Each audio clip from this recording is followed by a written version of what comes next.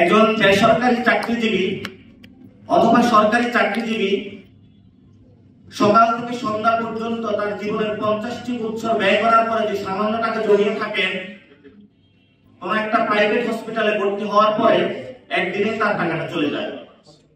তাহলে রাষ্ট্রের যে বর্তমান পরিস্থিতি বা চিত্র, এই চিত্র দিয়ে আমরা ইয়াং জেনারেশন যারা রয়েছি আমাদের জীবন হলো বিপন্ন।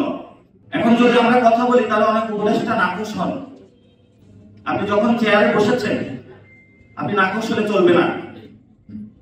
আপনি ওই চেয়ারে বসা মানে জনগণের যে দাবিগুলো রয়েছে সেই দাবিগুলো জনগণকে আপনার বুঝিয়ে দিতে হবে। এখন আসি স্বাস্থ্য খাতে। স্বাস্থ্য খাতে আপনারা যদি ঢাকা মেডিকেলের সামনে যান, যে বহাল দশা আপনারা পাবেন, পুরো বাংলাদেশের স্বাস্থ্য ব্যবস্থার এটা একটা চিত্র। জুনিয়র যারা ডাক্তার রয়েছেন তাদের নির্দিষ্ট কোনো বেতন কাঠামো নাই।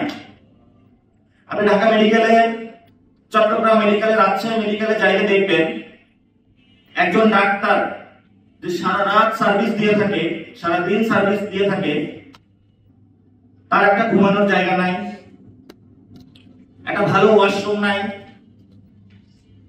একটা ভালো খাবারের ব্যবস্থা নাই। তাহলে উনি চিকিৎসাটা দিবে কিভাবে? এটা তো হলো ডাক্তার শ্রেণীর এই দুরবস্থা।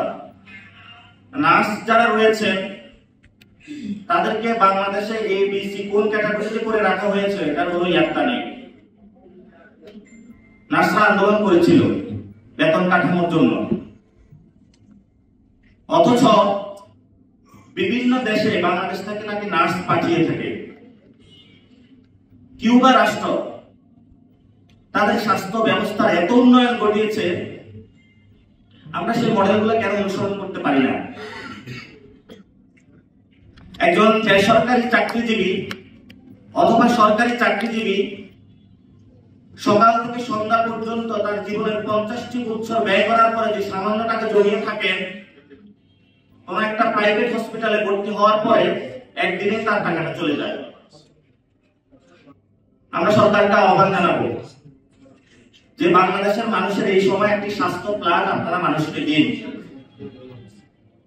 একটি স্বাস্থ্য কাঠামো যদি এই সময় আমরা তৈরি করতে না পারি, তাহলে স্বাস্থ্য মন্ত্রণালয়ে বিভিন্ন যারা দলীয় ক্যাডার রয়েছে, দলদাস রয়েছে, ডিজি নিয়ে মারামারি করবে, কে কোন হসপিটালে পদ ভাগাবে ওইটা নিয়ে মারামারি করবে।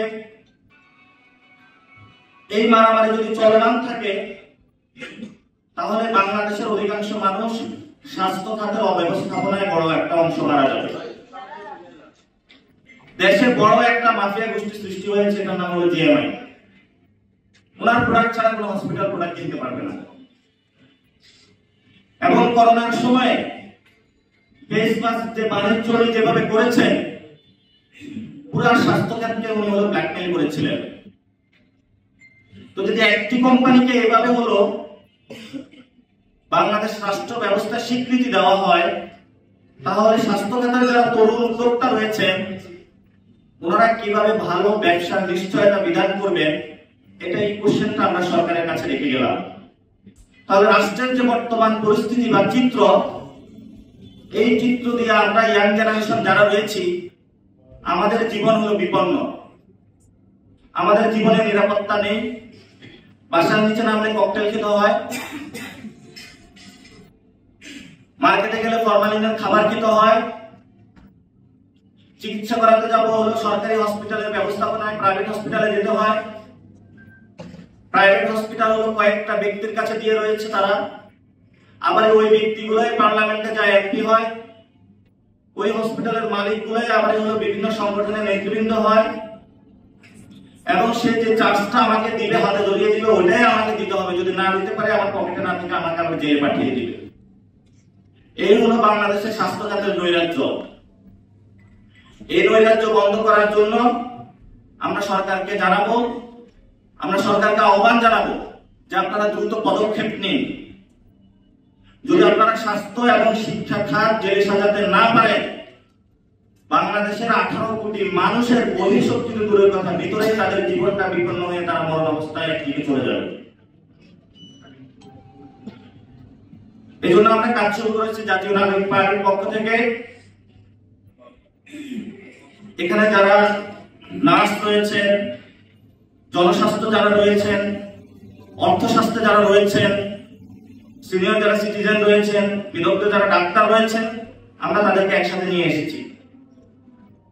আমরা বলেছি আপনাদের জাতীয় নাগরিক পার্টি চেনার দরকার নেই, আপনারা শুধু জনগণকে সেবা দিন, জনগণকে আপনাদের চিনলেই হবে। আপনাদের কাছে কোনো চাওয়া পাওয়া আমাদের নেই। আপনাদের কাছে আমাদের একটাই চাওয়া, যাতে আমাদের কোনো ভাই এবং বোন স্বাস্থ্যের অব্যবস্থাপনায় মারা না যায়। এই চাওয়াটা হলো আপনাদের কাছে। পুরো বাংলাদেশের ডাক্তার কর্মীদের কাছে আমাদের নিবেদন, যখন জুলাই আন্দোলন চলতেছিল, হসপিটাল গুলাতে আপনারা আওয়ামী সন্ত্রাসী বাহিনীর সামনে দাঁড়িয়েও, বিভিন্ন সরকারি এজেন্সির বাহিনীর সামনে দাঁড়িয়েও যেভাবে বুকে আগলে রেখে আমাদের ভাইদেরকে আপনারা স্বাস্থ্য সেবা দিয়েছেন, যেভাবে তাদেরকে হসপিটালের করিডোরে লুকিয়ে রক্ষা করেছেন, কেবিন গুলার চেয়ারের নিচে, বেডের নিচে তাদেরকে লুকিয়ে রেখে আওয়ামী লীগ থেকে তাদেরকে রক্ষা করেছেন, আপনাদের ইতিহাসে এই অবদান আমরা জীবনেও ভুলতে পারবো না।